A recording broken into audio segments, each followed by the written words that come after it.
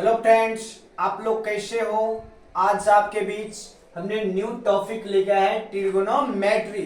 इसको बिल्कुल डिटेल से आपको बताएंगे।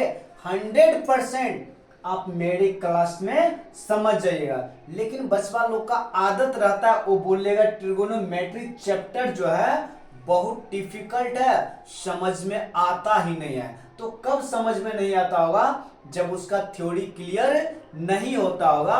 तो आप अच्छे से पहले थ्योरी को क्लियर कर लीजिएगा।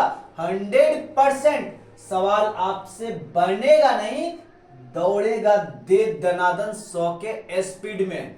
कब? जब पूरा थ्योरी क्लियर रहेगा तब। तो प्रयास आपको करना है 5-6 दिन तक जो हमने थ्योरी दे रहे हैं, इसको बारीकी बेस से आप अच्छे से समझिएगा। उसके बाद हिसाब को तो दौड़ा दौड़ा के मारेंगे। कब? जब पूरा कॉन्सेप्ट क्लियर होगा तब। चलिए हमने बात करते हैं ट्रिगोनोमेट्री पे।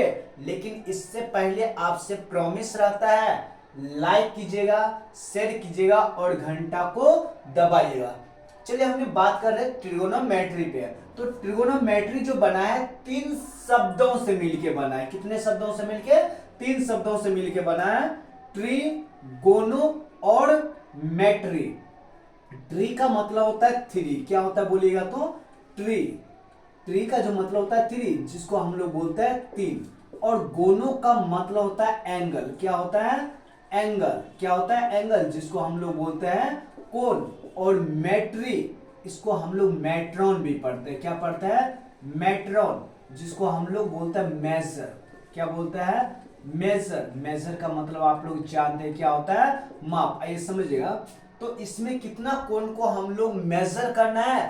3 कोण को मेजर करना है। जब 3 कोण को माप करेंगे तो 100% 3 भुजा होगा। तो इसका मतलब आप लोग इससे पहले जानते होंगे त्रिभुज का परिभाषा। त्रिभुज का परिभाषा क्या कहता है?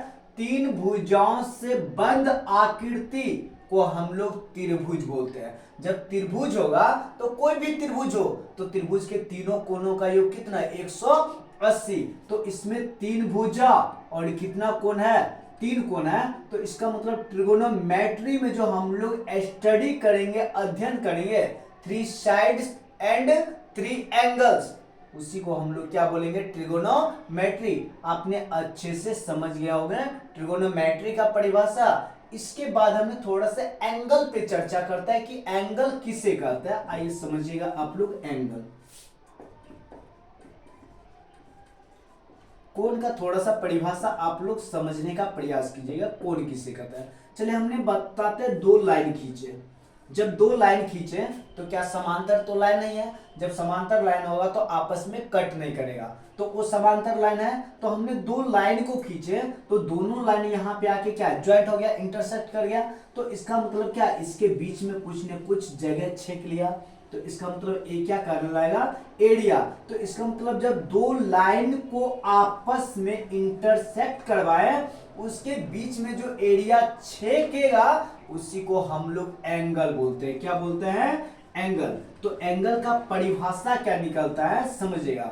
The area between 2 line segment at intersection point is called angle. तो इसका मतलब कोण का परिभाषा बिल्कुल आपने बारीकी से समझ गए होंगे। 2 लाइन खींचे, उसके बीच में जो एरिया होगा उसी को हम लोग क्या बोलते हैं? कोण। यानी इसको हम लोग मेजर करेंगे, कुछ ना कुछ कोण बताएगा, 30 हो 35 हो जो भी हो, ये मेजर बताएगा कि कितना एंगल होगा। तो आप समझ गए होंगे एंगल का डिफिनेशन। तो एंगल को हमने कितने तरह से मेजर करते हैं? 2 तरह से। कितने तरह से मेजर करते हैं? 2 तरह से। इसका स्क्रीनशॉट आप लोग कंटिन्यू लेते चल जाइएगा। तो हमने लिखते हैं measurement of angle. Measurement of angle. क्या लिखे? मेजरमेंट ऑफ एंगल, यानी कोण का माप कितने तरह से किया जाता है? 2 तरह से। एक होता है एंटी क्लॉकवाइज, एंटी क्लॉकवाइज, एक होता है क्लॉकवाइज। एक क्या होता है? क्लॉकवाइज। अब समझिएगा। तो एंटी क्लॉकवाइज और क्लॉकवाइज। तो एंटी क्लॉकवाइज में टोटल एंगल पॉजिटिव देगा। क्या देगा? Positive angle. क्या देगा? Positive angle. और क्लॉकवाइज में क्या देगा? Negative angle. क्या देगा? Negative angle. थोड़ा सा रिमेंबर रखना है। तो कोण का जो माप किया जाता है मेजरमेंट दो तरह से, एक होता है एंटी क्लॉकवाइज, एक होता है क्लॉकवाइज। तो एंटी क्लॉकवाइज में ऑल एंगल पॉजिटिव और क्लॉकवाइज में ऑल एंगल निगेटिव। आइए हमने चर्चा कर रहे हैं, एक घड़ी बनाते हैं। आप लोग देखते हैं इस तरह सुई मूव करता है, ऊपर से इस तरह राउंडिंग करते हुए जाता है, इसका मतलब इसको बोलते हैं क्लॉकवाइज। तो क्लॉकवाइज में टोटल एंगल क्या होता है? निगेटिव। यदि इसी सुई को हमने इस तरह मूव कराएंगे विपरीत, एंटी क्लॉकवाइज बोलते हैं, तो टोटल एंगल क्या देगा? पॉजिटिव। क्या डॉट है क्या? आइए समझिएगा, हमने थोड़ा सा एक क्वाड्रेंट का यूज करते हैं। हम बोले क्या? ए इनिशियल पॉइंट है, जब इसको ऊपर की ओर मूव कराएंगे तो इसका मतलब क्या? इसको बोलते हैं एंटी क्लॉकवाइज। क्या बोलते हैं? Anti clockwise. जब इस तरह हमने मूव कराएंगे तो इसको क्या बोलते हैं? क्लॉकवाइज। तो इसमें देगा एंटी क्लॉकवाइज में पॉजिटिव और क्लॉकवाइज में क्या देगा? निगेटिव। तो हम लोग कितने तरह से एंगल को मेजर करते हैं? दो तरह से, क्लॉकवाइज और एंटी क्लॉकवाइज। तो एंटी क्लॉकवाइज में पॉजिटिव और क्लॉकवाइज में निगेटिव। इस पर भी हमने चर्चा करेंगे आगे की क्लास में। फिलहाल आप कॉन्सेप्ट को क्लियर करते हुए जाइएगा। इसका स्क्रीनशॉट आप लोग ले लीजिएगा। हमने बात कर रहे हैं आगे, इसका स्क्रीनशॉट ले लीजिए आप लोग। आइए समझिएगा।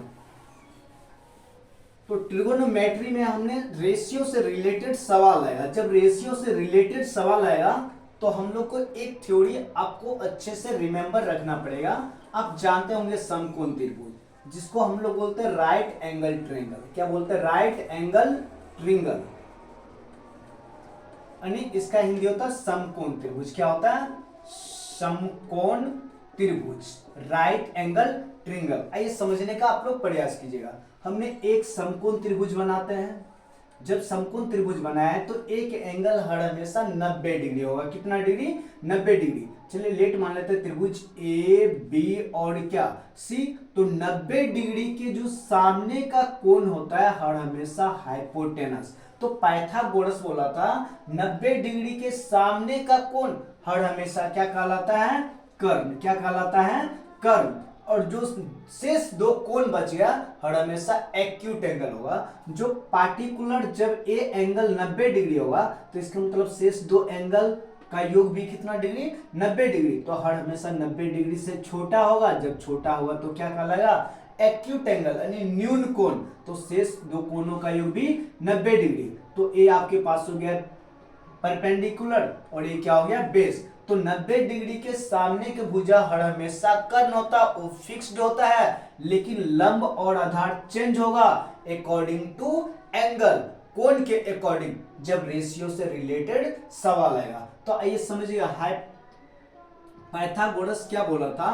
तो कर्ण स्क्वायर बराबर होता है लंब स्क्वायर प्लस आधार स्क्वायर। क्या होता है? कर्ण स्क्वायर बराबर लंब स्क्वायर प्लस आधार स्क्वायर। तो हर हमेशा आपको तीनों निष्पत्ति मालूम करना है। यदि दो दे दिया, तीसरा निकाल के उसके बाद रेशियो से रिलेटेड सवाल बनाएंगे। तो क्या यहां से हम लोग कर्ण का मान नहीं निकाल सकते? h बराबर p square plus b square, इधर वर्ग उधर जाएगा तो वर्गमूल। तो क्या यहां से आप लोग पी स्क्वायर नहीं निकाल सकते? एच स्क्वायर, इधर बी स्क्वायर उधर से इधर आएगा तो क्या? Minus b square. तो रिजल्ट हो जाएगा पी स्क्वायर बराबर h square minus b square, इधर वर्ग उधर जाएगा तो वर्गमूल। तो कभी h पूछेगा कभी p, तो क्या b नहीं पूछ सकता है? तो बी स्क्वायर बराबर क्या? एच स्क्वायर माइनस क्या हो जाएगा? P square. तो b बराबर क्या हो जाएगा? H square minus P square का क्या? रूट्स। तो यहां से तीनों निष्पत्ति आपको मालूम करना है, कभी p तो कभी b तो कभी h। उसके बाद रेशियो से रिलेटेड जो सवाल आएगा उसको 100% गर्दा गर्दा उड़ा देंगे। तो आज का क्लास आपने बिल्कुल अच्छे से समझ गए होंगे। इसका स्क्रीनशॉट ले लीजिएगा। पुणे हम लोग मिलते हैं अगले क्लास में। Thanks friend. लेकिन इससे पहले आपसे प्रॉमिस रहता है, लाइक कीजिए, शेयर कीजिए और घंटा को दबाइए। बिल्कुल आपको डिटेल से ट्रिगोनोमेट्री जो चैप्टर है बिल्कुल आपके दिमाग में पैचअप करवा देंगे। Thanks friend.